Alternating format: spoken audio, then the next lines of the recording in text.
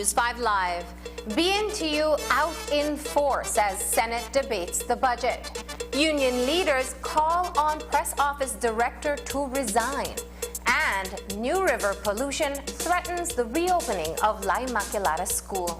Details of these stories and more coming up in tonight's newscast. In these challenging times, the one thing that is certain is that the Belize Bank Limited is here for you.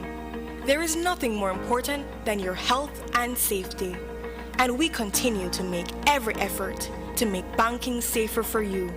Our staff is working around the clock to make sure you can do your banking conveniently 24/7 using our mobile banking app and online banking and keeping ATMs up and running. We value your relationship with us and are here to provide the support you need. First responders are also out there 24/7. Thank you, healthcare workers, security forces, firefighters, caregivers. You are all appreciated. Stay safe. We will get through this together. The Belize Bank, our country, your bank. It's a fact that with Smart, you get truly unlimited everything. Only with Smart, you get unlimited data anytime. While with the other guy, it's only double data on weekends.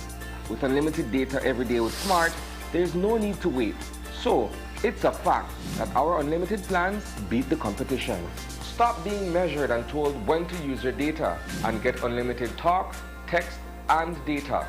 Experience the true unlimited plans with Smart. That's a fact. Make the switch and live smart.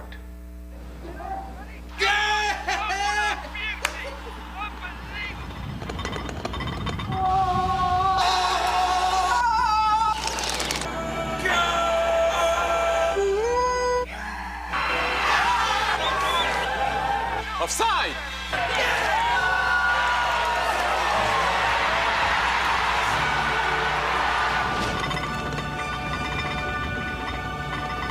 Was that a goal? Over. Do you need to apply for a social security card? With our newest online service, My Social Security, applying for a card just got easier. With a My Social Security account, you can apply for a card anytime and anywhere, putting you in control.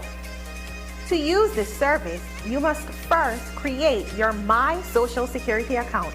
Visit our website.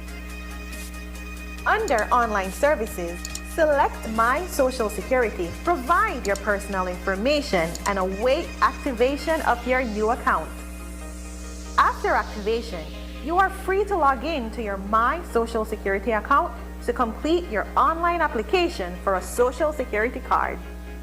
Be sure to book your registration appointment to finish the card application process. Gain control and truly experience Social Security at your fingertips.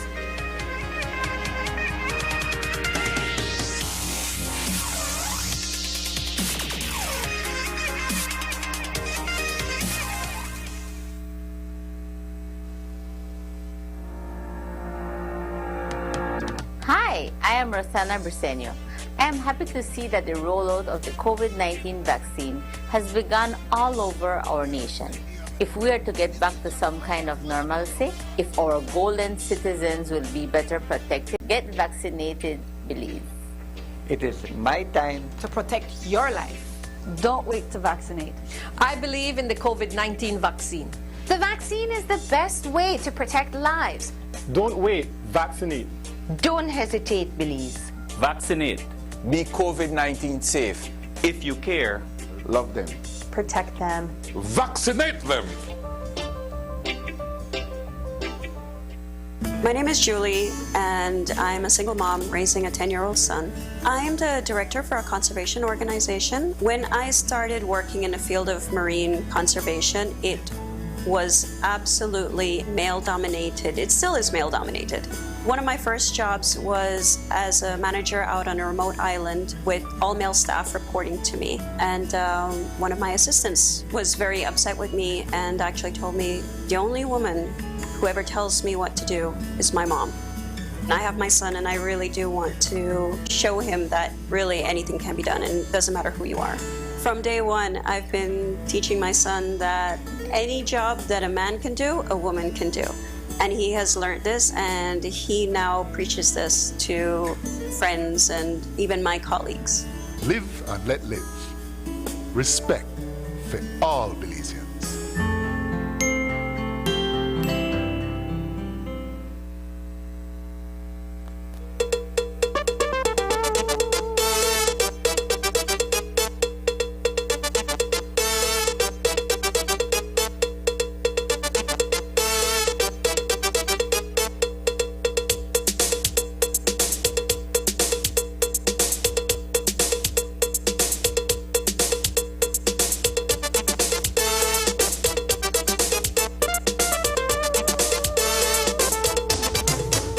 This newscast is brought to you by the Belize Bank Limited. Our country, your bank. Good evening. Welcome to News 5 Live for Wednesday, April 28th. I am Marlene Cuellar. Today marks 3 consecutive days of strike action by the Belize National Teachers Union. Once again, teachers took to the National Assembly steps as they did during last week's House of Representatives budget debate. Only this time, there was an even larger turnout as teachers were bussed in from all 10 branches across the country. The size of the crowd changed, but the message remained the same. Teachers continued their call for the government to fully implement UNCAC and its accompanying legislation. News 5 was covering the event this morning and during a break spoke to Jose Mejia, the first vice president of the BNTU.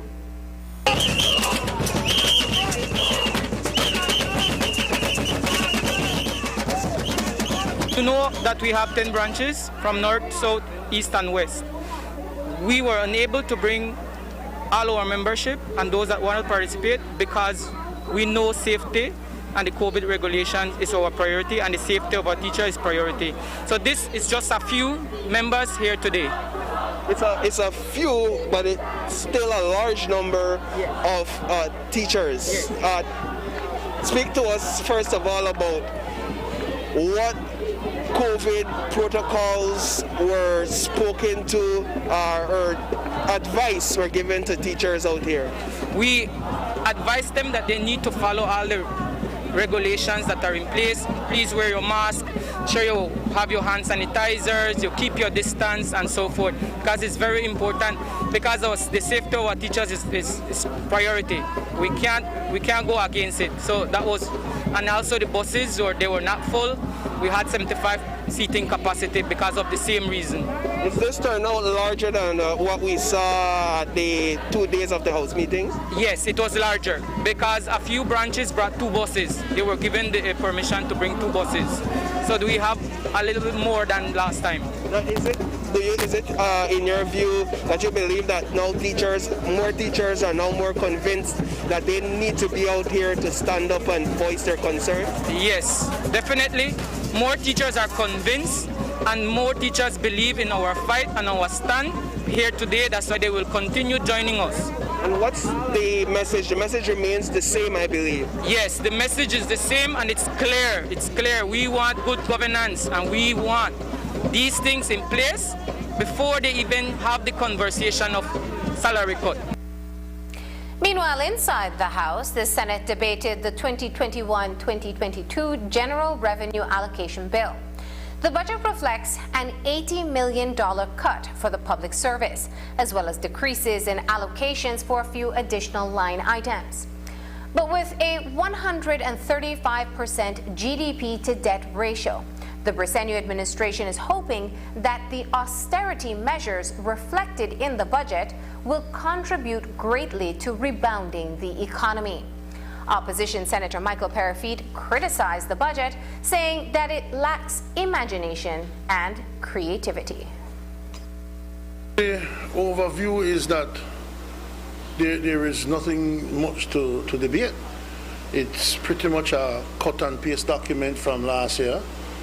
And the only thing that the budget reflects that's new is the $80 million cut from the public service, which is a $60 million representing salaries and $20 million representing the increment and the freeze that is involved with the cut. Other than that, there's very little in terms of imagination, very little in terms of creativity or what the government will do to grow the economy. You can cut all you want this year. What will you do next year? Cut again? And when will you grow the GDP so that the GDP to debt ratio is looking good again? According to you, it looks so bad. And I have not seen from the financial approach by this government anything that they are doing that is new. That when you have a government that was in opposition for 12 years, you came to power with a huge mandate, but it's obvious that whilst you were in opposition, you had no plan as to what you would do were you to become the government. So all the presentations are just littered with criticisms of the UDP and unhealthy, consistent obsession with Dean Barrow. And what I'm trying to tell them is stop focusing on that and look forward. The joint unions have clearly expressed their intent to continue striking until they are convinced that the Briceño administration is serious about good governance. But were the unions asleep at the wheel under the Barrow administration? According to former Attorney General Michael Perafit, he had personally met with the unions in his capacity as AG to present them with a list of legislation under the United Nations Convention Against Corruption and asked for a list of union priorities. He claims there was no response. Would you accept that your government failed in implementing UNCAC and some of the legislations under UNCAC? We met with the unions concerning UNCAC after the United Nations presented their report. The United Nations presented their report and said, listen, these are the things that we believe that you need to do. I personally met with the unions, and when we sat down with them, I told them, this is the document. Now you go through it and you tell us what your priorities are in terms of which of these you want to see passed. I met with them months before the general election, and they did not get back to me. Did not get back to me to say, okay, of the things that you have here that were recommended by the United Nations, we want you to implement these. They have not done that. I believe that there's a high chance that when I gave them the document, they didn't even read it. When I met with them and I presented to them a solution that would require work, then you can't make nice no more. No, you have to work. It is unfair that the leadership of the unions at times does not inform the general membership of their unions. And that is the next thing that we need to be full and frank about. Sometimes the leadership not tell the general membership what is the result of their talks with the government, especially with the UDP. Now, if we sit with the unions, give them the document, go through it, tell us what you want to see change, and we don't hear from them at all, then how is it that we have failed? Is that to say that the unions are being disingenuous in saying that the UDP administration was not serious about good governance and full implementation of UNCAC? If they're saying that, then they're being disingenuous. Now go further. If they're saying that, then they're lying. The Prime Minister instructed me after he met with the unions, he said, Mr. Attorney General, before you recommend the list to Cabinet of the laws that need to be passed, sit with the unions and see which of the laws are their priority. Let them tell you what is the top 5 or the top 10. When they have given you that, you come back to Cabinet and then we take steps to pass those laws. The unions didn't get back to me. So why for me do?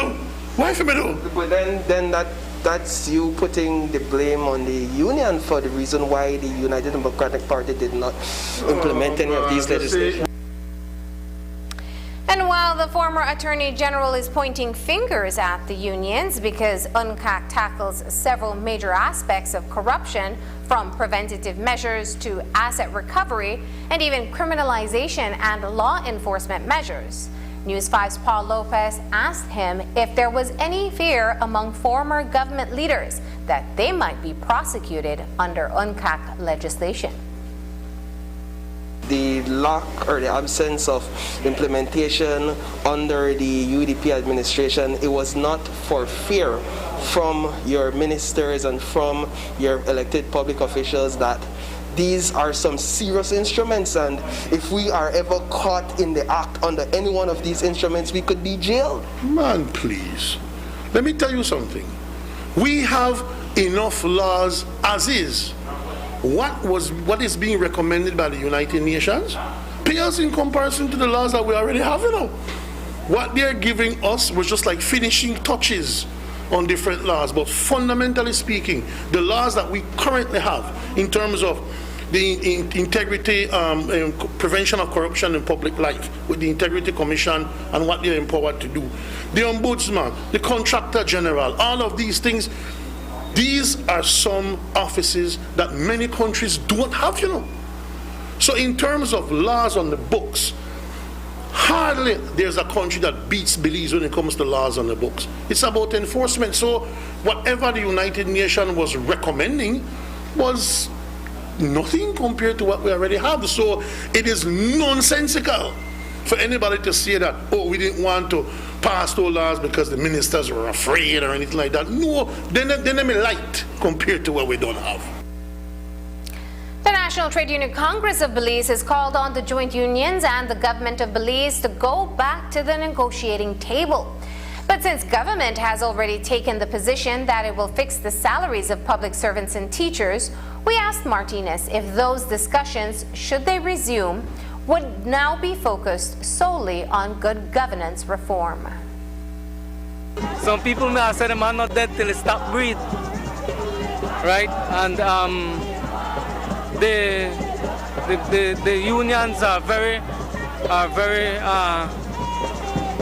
wise and professional organization, and we are sure that the government has the same set of leaders, and so it is just for the leaders to come back around the table so that we could amicably settle the issue of the salary adjustment. We know that the government is saying that the good governance is not going to come overnight. Good governance has been on the table since independence, right? And the call for good governance by the labor movement in Belize, in the Caribbean, now in other jurisdictions has been non-stop. And so we are not going to stop calling for good governance. We know that the government has to do their research. We expect that the research is going to happen, that we employ the qualified individuals who will be able to assist us in getting this done, but could get the thing done, man, impossible. When asked if the NTUCB would continue to participate in the Commission of Inquiry proceedings, which ended abruptly days ago when the live feed was cut in the middle of a speech, Martinez called on the director of the press office to resign. As for the NTUCB's continued participation, Martinez says the Union Congress has a responsibility, but the Prime Minister must first meet certain conditions. If I were his employer, I would have asked him to abandon to resign from his post. You don't act irresponsibly like that, and then you turn around and make it appear as if though the unions are upset with the hard-working public officers in that department. No, we'll never be upset with the public officers in that department because we know that they are professionals. Absolutely, we have a responsibility to be the vanguards. And so we have requested that the Prime Minister meet certain requirements, and we are willing to come back to the table and continue to expose some of the corruption that has occurred, the pilfering, and continue to request that these assets be return to the government of Belize, and that's why we're asking for good governance. Assets recovery. With assets recovery law, we'll be able to get back the assets of the people. Union Senator Elena Smith also called on the government of Belize to come back to the table for further discussions. Smith says that while the 10% cut and increment freezes appear to be a foregone conclusion, further discussion between the unions and government can focus on issues of good governance. If it is that we are saying that we must come back to the table and we must discuss these matters, these good governance issues, and I don't know if there's going to be any time for us to get back to the table and discuss anything regarding a salary cut, because it's here. Every ministry you paid through, you see that reduction.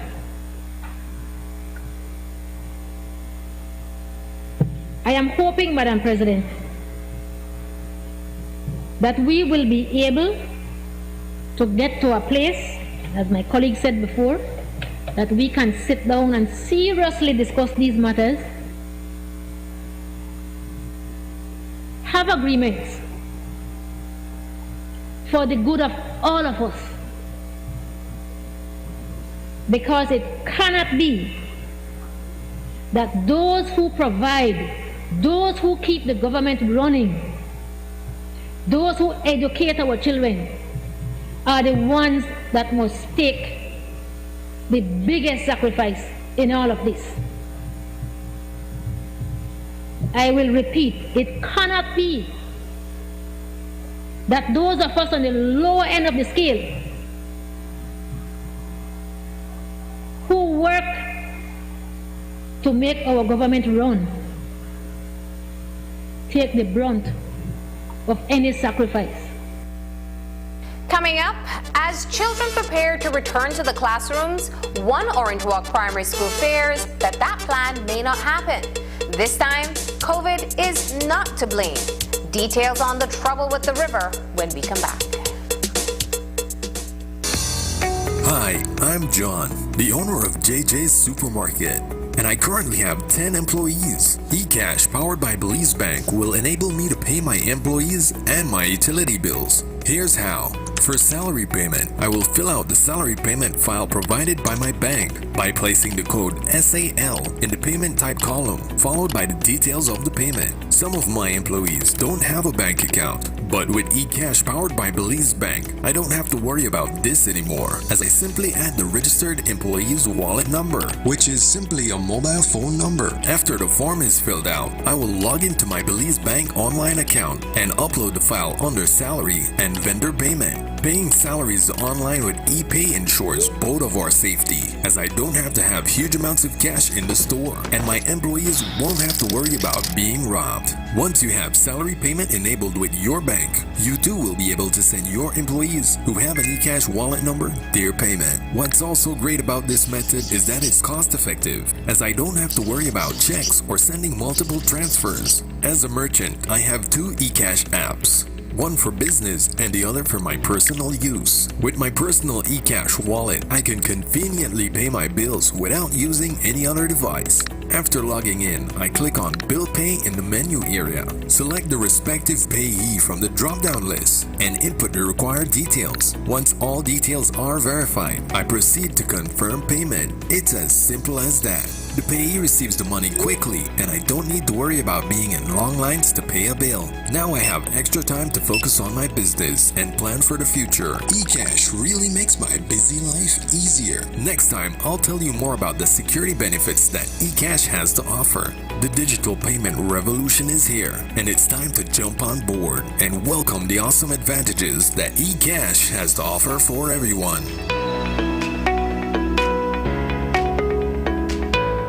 I was 17 and in love, and I thought he loved me too. But now I know that a loving partner should not take away your choice of clothes you wear or the music you listen to. He should not take away your purse, car keys, or your phone so that when your family calls, you cannot answer. If your partner is controlling you, it is domestic violence. Call 0800 A Way Out or our cell phone number 672-96 28. This message is brought to you by the National Women's Commission in collaboration with Miss Universe Belize with funding from the Engender and Spotlight projects. Listen, rain or shine, any weather. When we go born, we go burger. Quality paint, no faded colors. When we go born, we go burger. Let your imagination run free. Any color for this place, when we say bold, that mean it don't peel. Quality and every color, lifetime guarantee. When we go bold, we go burger. When we go bold, we go burger. Rain or shine, any color you need. When we go bold, we go burger.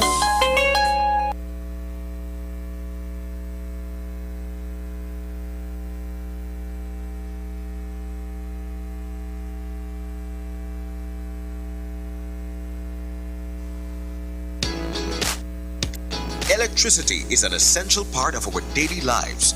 We use lights and household appliances every day. Therefore, we must ensure our homes are wired properly.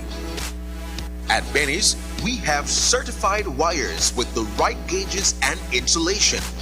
BEL certified meter sockets, authentic GE and square D panel boxes and breakers, which protect the wires inside your home from being overloaded. When wiring your home, avoid imitation brands which can be very dangerous. Give yourself and your family peace of mind using genuine electrical products available at Benny's. Quality and savings. The Department of Environment continues with its restoration efforts for the new river that runs through Orange Walk. The crisis on the stagnation of the river and the associated public health and environmental hazards first came to light back in 2019. And while there was some relief, the issue has resurfaced, along with the stench along the riverbank. Now, it is threatening the reopening of in-person learning at La Immaculata RC School. News 5's Dwayne Moody reports.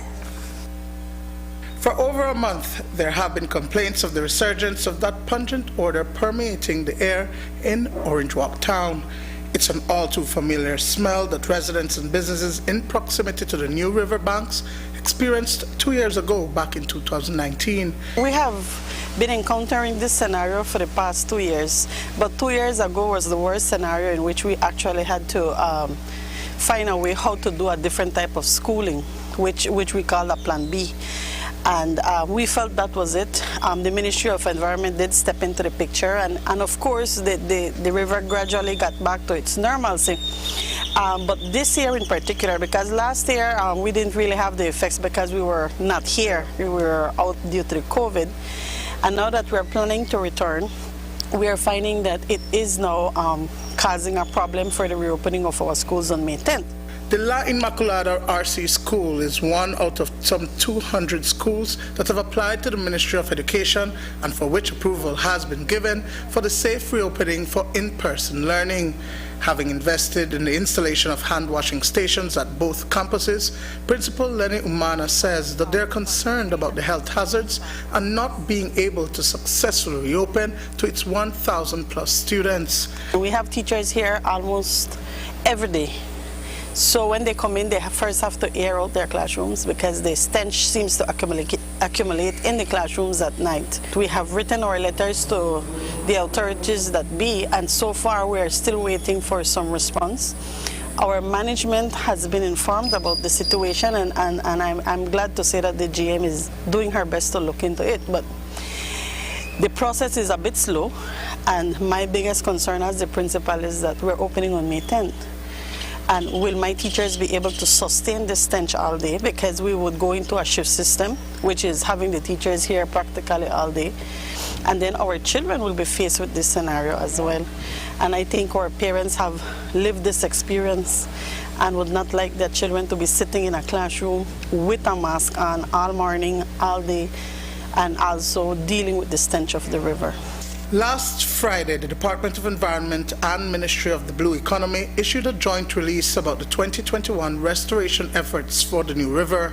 They say that 40 of the 79 industries in Orange Walk Town have improved their wastewater and greywater discharge from their facilities, including ASR BSI, which installed cooling towers. The release speaks to the development of an integrated new river watershed management plan that will be finalized in October of this year. So what does this mean for the school? The interventions that were put into place did gradually assist, but was a very slow process. And the best the school could have done at that time was to ensure that the children get at least the basic subject areas, and they spent less time at school, which is a scenario we may encounter come May 10th. Fortunately, and I don't want to say fortunately because of the pandemic, but we found different forms of reaching out to children, and our school had gone fully online. So that is something that will, yes, that's something that will just fall right into place. The Department of Environment has reconvened the New River Task Force to join in the collaborative approach to addressing this long-standing issue. Dwayne Moody for News 5. This afternoon, BSI issued a release saying they have been compliant with all environmental regulations and will be addressing the public on the issue next week.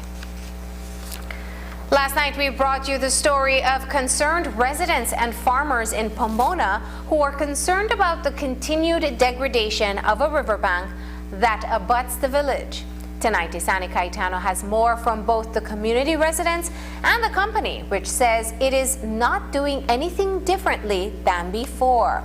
In fact, they say they found erosion problems when they arrived.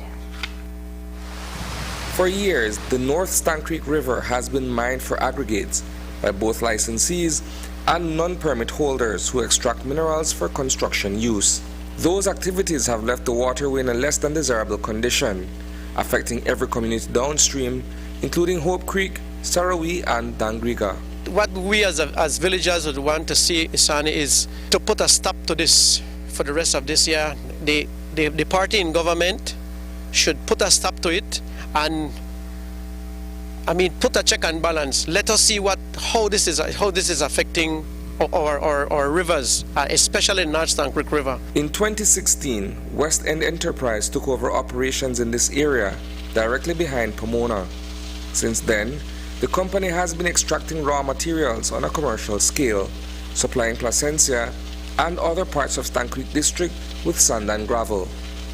What the owners found when they arrived, but also possibly contributed to, are eroded embankments along the tributary. According to Abraham Froese, he has been working carefully to restore the denuded portions of the riverside. I showed you a bank that we rehabilitated 3 years ago, and that is what we envision for the whole of our section. And I would encourage every mining operator to do the same thing. You don't go and you don't dig deep. You skim off 12 inches max below the water. You do it in the right spots. You will have gravel forever, and you will have nice banks, solid banks that are protected. Regrettably, that is not the case for Citrus Products of Belize Limited. As we reported, CPBL has lost portions of its groves to erosion. Senior Farm Manager Dwight Montero alleges West End Enterprises is to blame. We have done some assessment, and we are in the thousands of dollars right now because of that erosion. Because when you look at these trees, these are all mature grown trees, and if you put a value to it, with the production that these trees have, definitely we are in thousands of dollars that we have lost from this erosion. Notwithstanding the damage which Froese flatly denies is caused by his operations, he believes that there is more to the allegations being made against him than an environmental concern. It definitely cannot be the environment. It has to be a personal agenda, why they're requesting it. And I can prove that they do have a personal agenda and that they're not being truthful in everything that they're saying. I can supply you with spreadsheets that shows that we have invested a lot of money in the Stank Pomona to Dangriga area in the past 3 years, and I can back it all up with signed documents that prove every one of them. And yet they're saying that this company has not done anything for the community and the area. Froese has furnished News 5 with copies of several waybills from the quarry in Pomona, where assistance has been provided to the village in areas such as garbage disposal. Corporate citizenship aside, CPBL maintains that mining must be conducted in a more responsible manner to prevent further degradation. We can't bring back the trees that we have lost, the land that we have lost, but we want it to stop because, you know, even with citrus greening, we have losing trees, and then now with erosion, which we could prevent if we do things the proper way. For Froze, he simply wants to move on with his business and provide employment for the community. All I want to do is I want to survive. I want to give people jobs. We're giving quite a few people jobs from Pomona and the areas. And if anybody thinks it's easy work breaking stones, come to my place. I will show you it's hard work.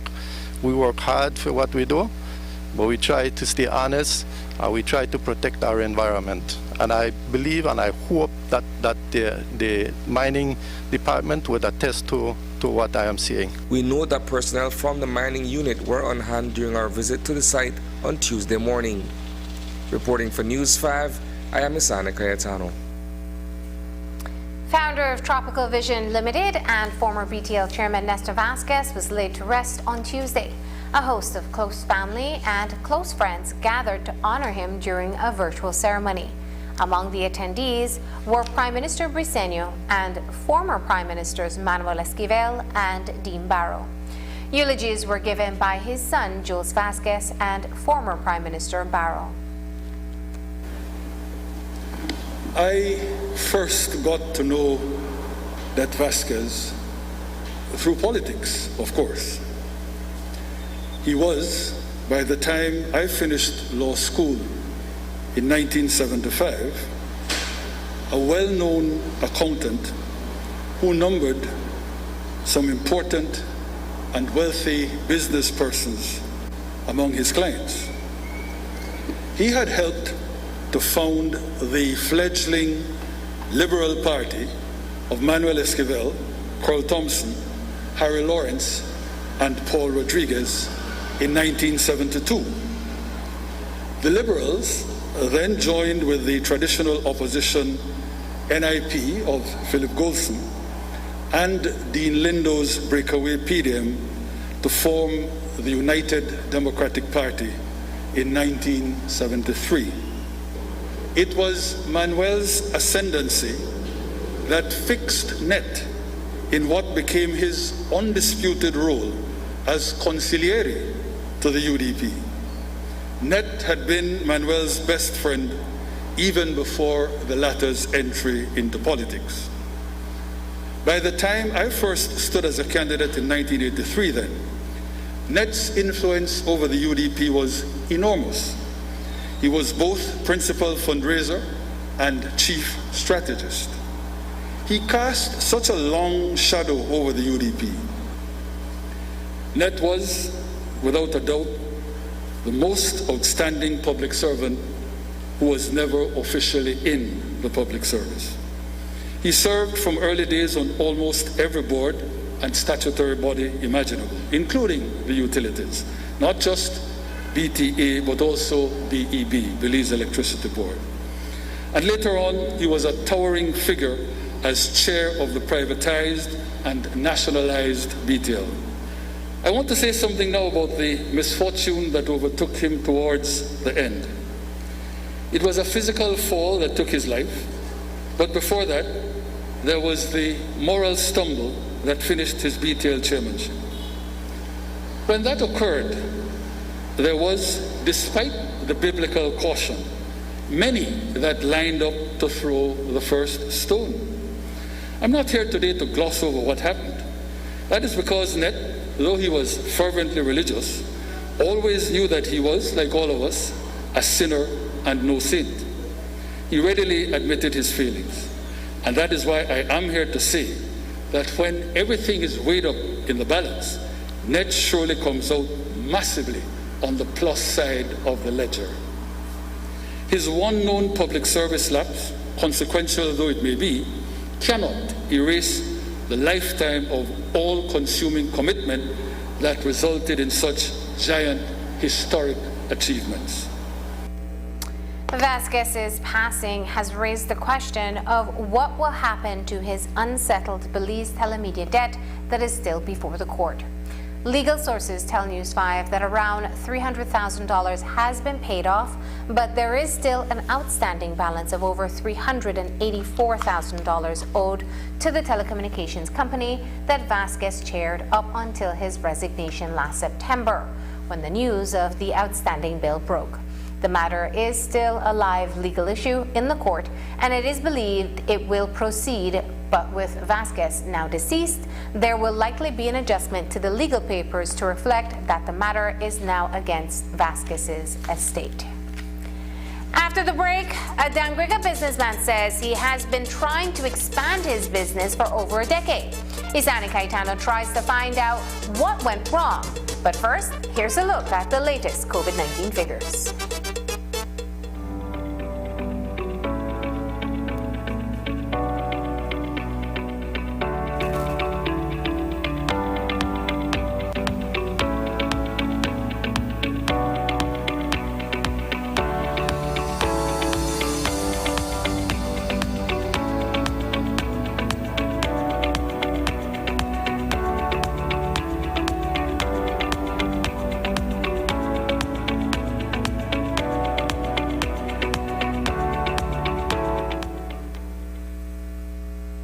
As a new mom, there are moments of pride, joy, and doubt. Yes, doubt. Has he slept enough? Does she have everything that she needs? Will she be okay in the sun? These doubts come from love, for the good of baby. 2 servings of Nestor are full of all the goodness and naturalness of the cereals that your baby needs to blossom. That's one less thing to worry about. Nestor, it's all good, Mom. Learn more online with Nestle Baby and Me.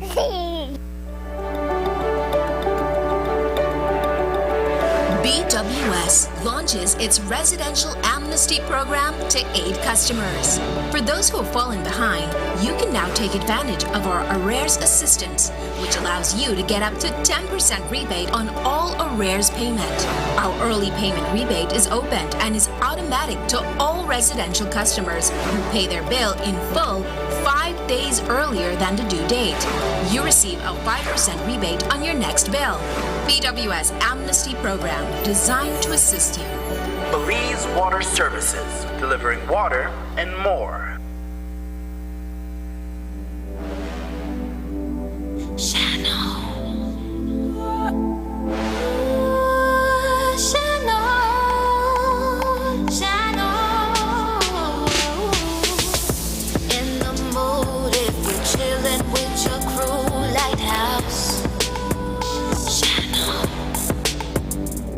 Preparing for the club, y'all gonna get it up. Lighthouse, shine on. Yeah, the night is going fine. All the ladies on the dime. Lighthouse, shine on. Let's chance and raise it up. No, we cannot get enough. Lighthouse, shine on. Shine on with Lighthouse Lager.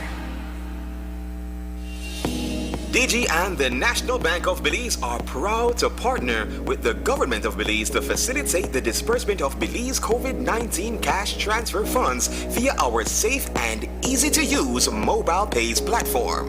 After getting approval that you will be a beneficiary of the relief funds, you will be informed by SMS when your monthly payment has been deposited to your mobile pays account, which Digistore or National Bank branch you were assigned to, and when you can go in to collect. You must bring along the phone that the notification was sent to in order to present your account number and to receive your validation code and SMS receipt. You must also bring along a valid Social Security card.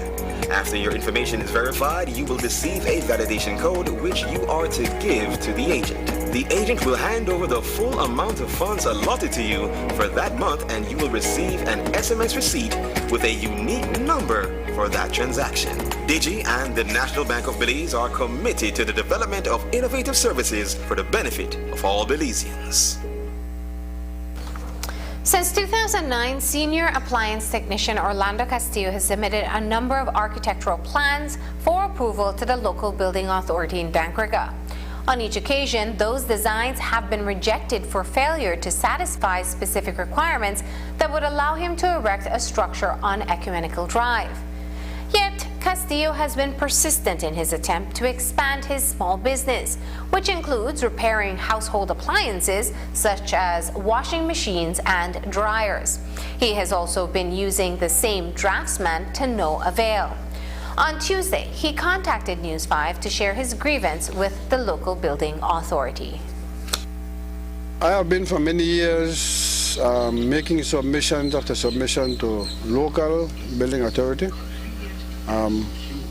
Even before now, I would say for at least 12 years, I've been trying to put up a building here for my workshop with a show window in the front to expand my business, to increase my income. And I've been frustrated all along with local building authority and CBA, demanding so much to be done. All right? How many times have you submitted your plan to the local building authority, and explain to us what has been their reasons in the past for rejecting the plan? I have not gotten any reason in writing until just last week Thursday. So all those years before, I submitted a plan even when there were a committee. I don't know if it was a committee of 5 or 7. There were a committee and a chairman in Dankriga at one point. One of the main things is that they are now asking for a signature on this particular plan of an engineer and an architect, all right, which entails again finding the money to pay for that. I don't know that any architect nor engineer may want to put a signature onto a plan that they have not drawn. So and that is among 11 other things that they're asking for. You've had several plans drafted. Are you using the same architect for all the plans, or are you using different people at every turn? No, I'm using the same person because that person had the original foundation plan and everything. No? Could it be then that perhaps it's something that that architect may be overlooking as to why now they're constantly rejecting the applications? It could be, but listen to this, Asana. I am going in what I can afford. The local building authority responded to Castillo in writing on April 22nd, outlining all the adjustments that need to be made for the plan to get a stamp of approval. Earlier today, an employee of the Dankriga Town Council who works out of the office of the local building authority reiterated the point that Castillo is aware of the shortcomings on the plan he submitted. Castillo, on the other hand, is attempting to get the attention of the Minister of Infrastructure Development and Housing for his intervention in the matter. I have quite an extensive amount of customers, but I can't expand.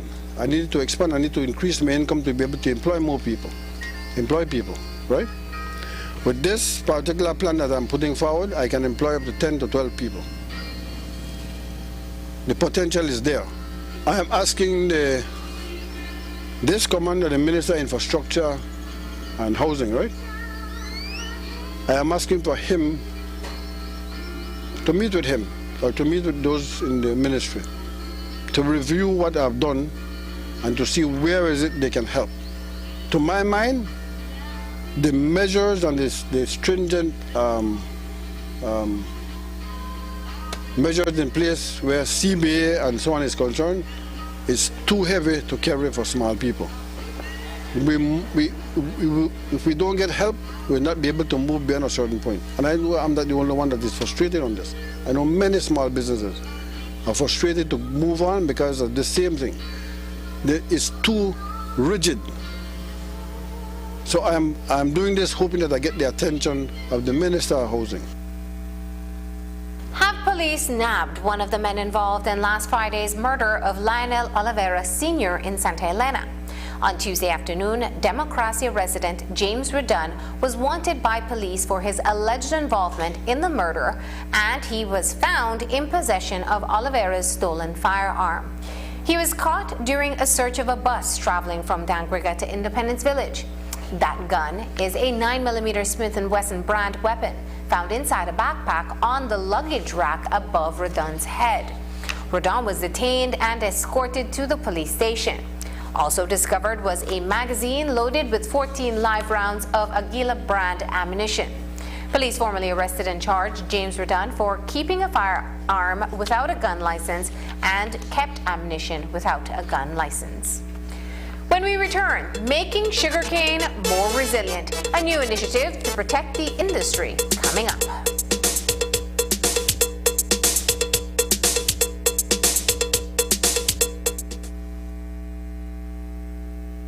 All work together to be germ busters and keep each other safe by stopping the spread of germs that can make us sick.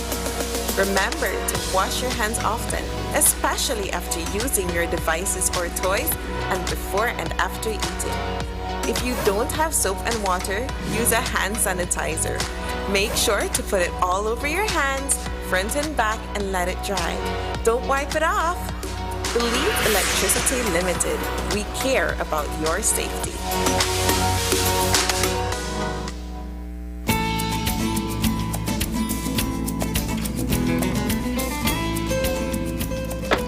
Hola, Tony. Hey, Kevin, ¿qué onda? ¿Qué pasa? Nada, le vine a buscar porque necesito comprar más mercancías de vasos y platos desechables para mi tienda de comestible. Me estoy quedando sin esas cosas. No, hombre, fíjate que desde el 15 de abril no puedo importar nada de eso. Y se me acaba de terminar todo lo que tenía hace como 3 semanas. Oye, pero nunca has estado sin esas cosas. ¿Qué está pasando? Mira esto. Esa es la nueva ley que prohíbe todo el uso de plásticos no reutilizables. Esos son vasos, platos, cucharas, tenedores, todo eso. Desde 15 de abril de este año no he podido importar nada de eso. A partir del 15 de enero del 2021 nadie puede fabricarlo. 15 de abril 2021 nadie lo puede vender.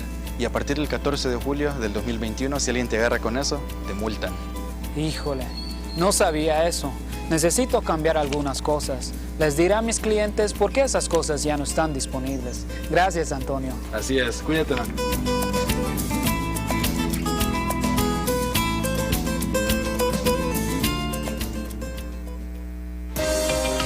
Want to leave a lasting impact when you travel?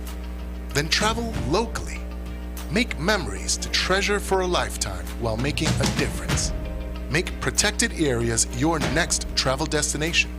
With over 25 protected areas under the APAMO umbrella, the possibilities for adventure and education are endless. You can bond with friends and family while trekking through the jungles to discover natural pools and breathtaking views. Or take that snorkeling trip to the magnificent world of coral gardens and marine life. Then camp under the stars to end off that perfect day in nature. By visiting protected areas, you are helping to preserve valuable plant and animal life. You're building local communities and you're keeping our natural and cultural heritage alive. You have that power. Travel locally and make an impact.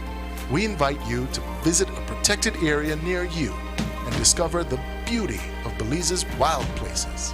APAMO, the voice of Belize's protected areas.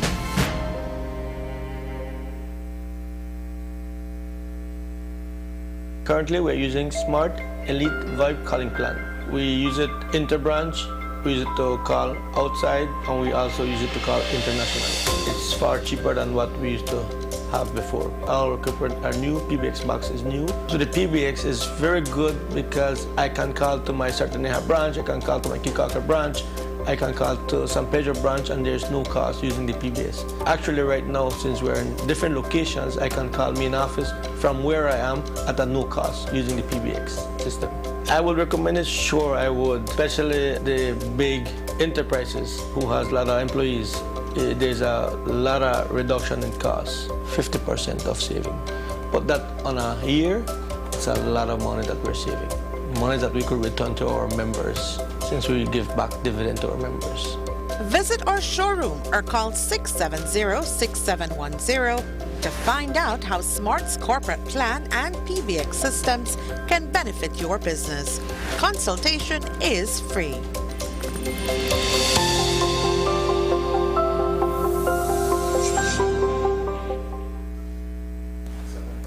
first phase of a 5-year project to build the adaptive capacity of sugarcane farmers in northern Belize was virtually launched on Tuesday.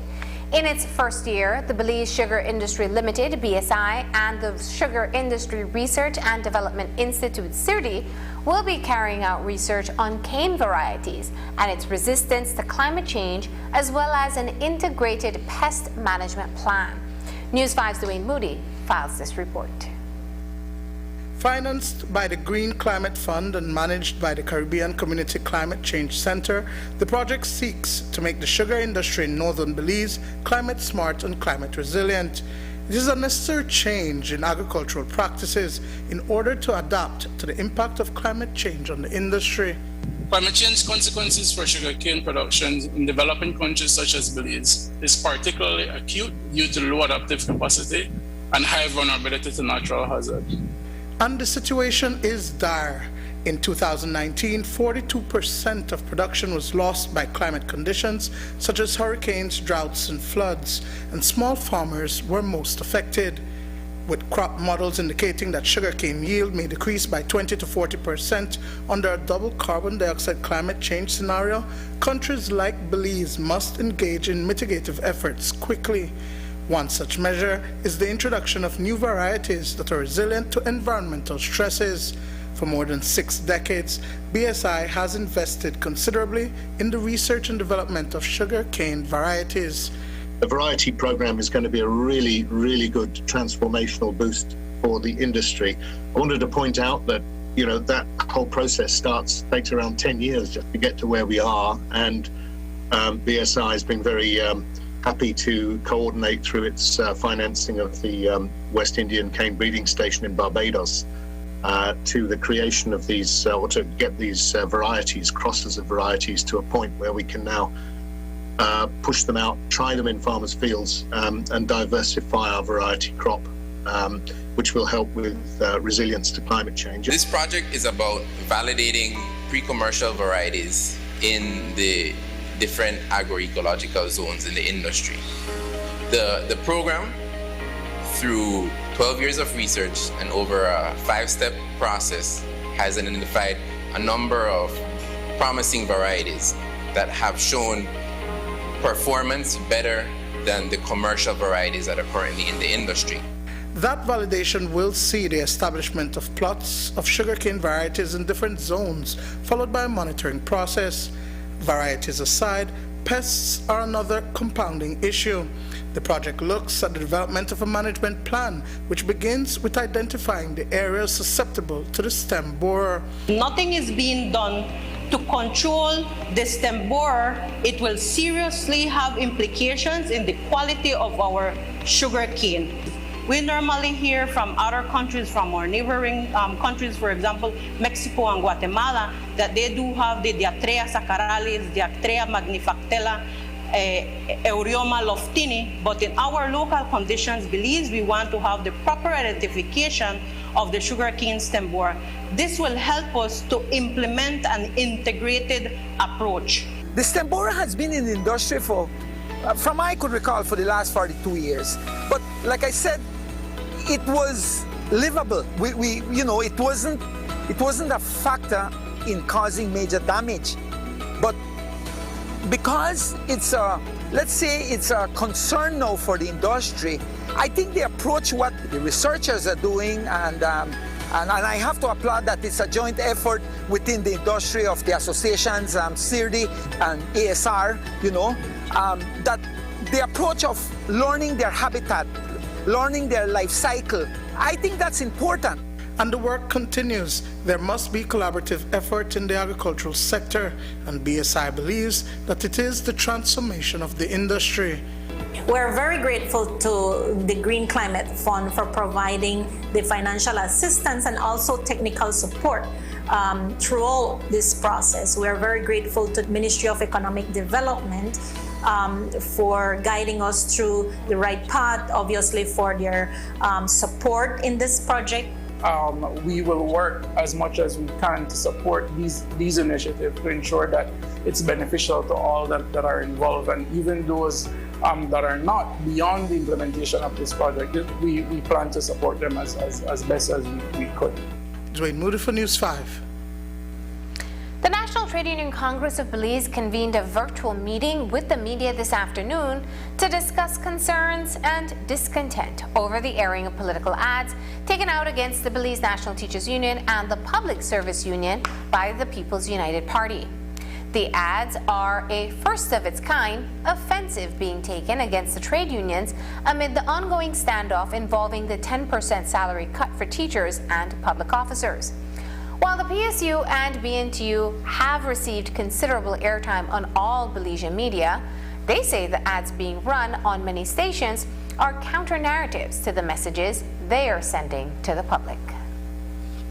The objective of this discussion is in and around the recent agitation that has come through sister unions in the dissatisfaction with some of the ads that have been aired by the different media houses. I think what needs to be understood and settled here is the responsibilities that we each have in terms of representing our individual organizations, representing our membership, and then advocating and being responsible in sharing information through the different means that we choose to do so. It is not so much coming from the angle of the reporting and of covering, the events that have been unfolding in the past few weeks.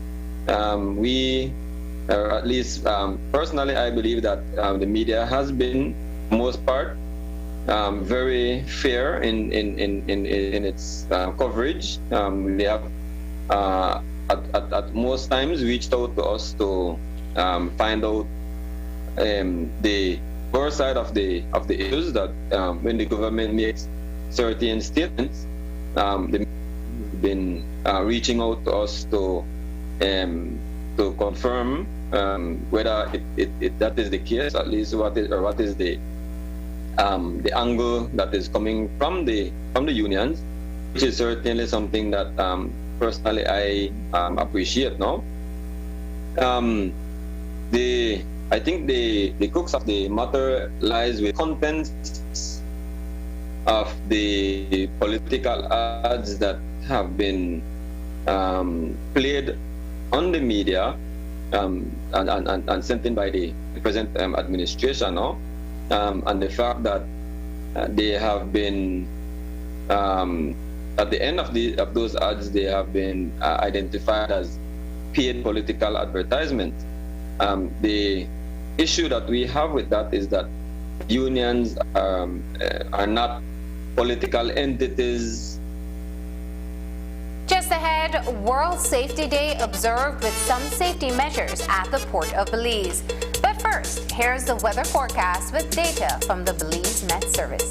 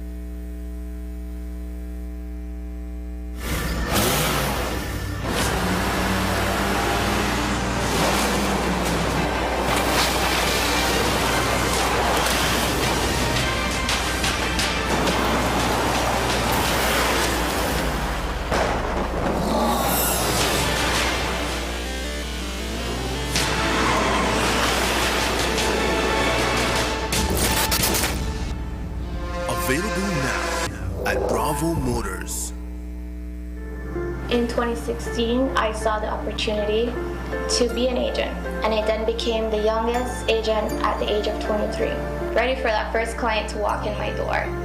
What I love about being an agent is honestly dealing with the people, and I also get to appreciate every single person that steps foot in my office. I am your neighbor, I am your friend, I am your RF&G agent.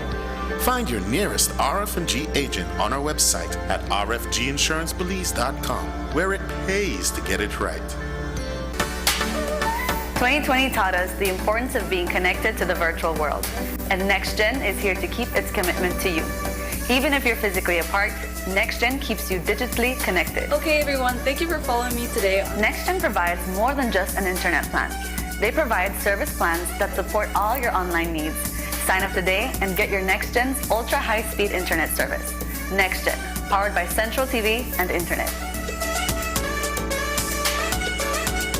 Es un hecho que puedes obtener servicios ilimitados con Smart. ¿Cansado de que se corte la línea cuando más necesitas estar conectado?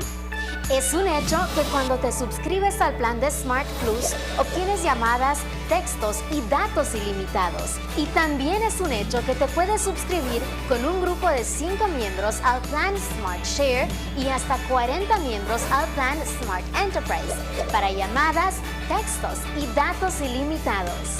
Smart tiene los verdaderos planes ilimitados.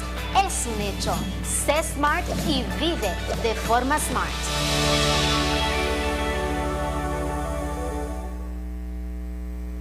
It's World Day for Safety and Health at Work, and there is a call around the globe for countries to put in place sound and resilient occupational safety and health systems. Locally, the OSH bill has languished on the back burners, stuck at a consultation stage since it was first read in the House of Representatives in January 2014. So while the occupational safety and health legislation that would minimize the risks for workers' future safety and health emergencies has yet to be enacted, workplaces implement their own safety practices. Today, the Port of Belize put in place some measures to protect life at the facility. Here's that report.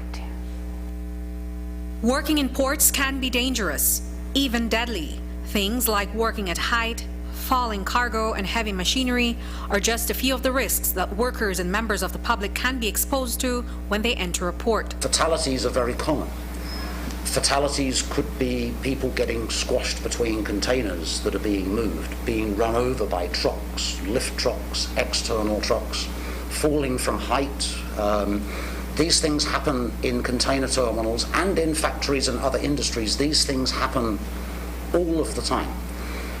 And in my opinion, the majority of these are preventable if you have the right processes in place, the right procedures in place, and if you constantly drive the awareness that safety is so very important. CEO Andy Lane of the Port of Belize Limited says that's why they're boosting their safety messages today to drive home the importance of occupational safety on World Day for Safety and Health. Colorful and informative posters, as well as a detailed and updated safety policy, are being used to educate workers and visitors to the facility. People shouldn't stand under suspended loads. They need to be mindful of what's above them. People shouldn't be speeding around the terminal. They shouldn't be using mobile phones whilst they're operating. They should be free from influences of drugs and alcohol, right? We need people to wear the protective equipment which we provide for them. We need them to wear seatbelts when they're driving, and a whole range of do's and don'ts. So we've created this pictorial overview, and we have plastered this, decorated the terminal with these messages in all of the working areas. And it's all about creating awareness. There is also a renewed monitoring effort to ensure that workers and visitors at the port are complying with these life-saving safety and health rules. But even before these posters went up, the Port of Belize Limited says that they've had their safety and health protocols in place to protect lives. Generally, we have a good safety record. Today is our 54th consecutive day that we have not had a lost time accident. A lost time accident meaning that somebody is injured to the extent they cannot finish work today and come to work tomorrow, right? So that's good. So what already exists here and what's been built up in the 40 years of evolution of the Port of Belize, there are safety systems already in place. The thing with safety is that it's never a finished job. And whatever we did well yesterday, we can do better tomorrow, and we can do even better the day after. But it requires very strong messages from the top of the organization down, and those messages need to be consistent and frequent. People forget. People get into a state where they feel safer than they potentially are. As a part of this health and safety awareness culture that's being pushed at the Port of Belize Limited, CEO Lane says that it's about getting everyone to take responsibility. Our ambition is not to merely comply with legislation and law, but it's to far exceed that. Our motto here, as we mentioned here, is zero harm. So what does that really mean? That means that for everybody that enters our facility, we expect that they leave the facility in the same condition that they came in. As we say right at the very bottom here, safety is a shared responsibility. Everybody in this facility, whether you're an employee, whether you're a contractor, whether you're a visitor or a customer, everybody is responsible for safety. Reporting for News 5, I'm Andrea Polanco. And as we close the news tonight, we have a special announcement to make. As you may recall, in February, I assumed the post of Chief Executive Officer of Great Belize Productions Limited. While the opportunity to lead the team here at your favorite television station is one that I am most excited to execute, it is bittersweet. It does mean that I have to cut back on some of my on-camera responsibilities. And so tonight will be my last night as your nightly news anchor. I leave you in the competent hands of Sabrina Daly. Sabrina will be at this desk and in your homes from Monday to Thursday, and filling her Friday slot, we welcome a new face to our News 5 team. Brighton Codd will be making his debut this Friday. On a personal note, it has been the honor of a lifetime having you and your families invite me into your home for the past 15 years. The privilege of earning your trust is one that I never took for granted. Now I ask for you to continue to place that trust in me, in us, here at this station, as I make my exit to behind the scenes and work along with my team to continue to bring you the best television programming in the years to come. While I'm not going to be in this chair after tonight, unless necessary, early risers will still be seeing me on the morning show Open Your Eyes. To all of you, thank you. Thank you for the trust you placed in me. Thank you for choosing to welcome me into your homes each night. And thank you for all the love over the years. And that's the news. Tonight's broadcast is available in text and streaming video at channel5belize.com. You can also connect with us on our Facebook page at News 5 Live. I'm Marlene Cuellar. Thanks for joining us. And from all of us here at News 5, please remember to wash your hands, keep your social distance, and stay safe. Good night.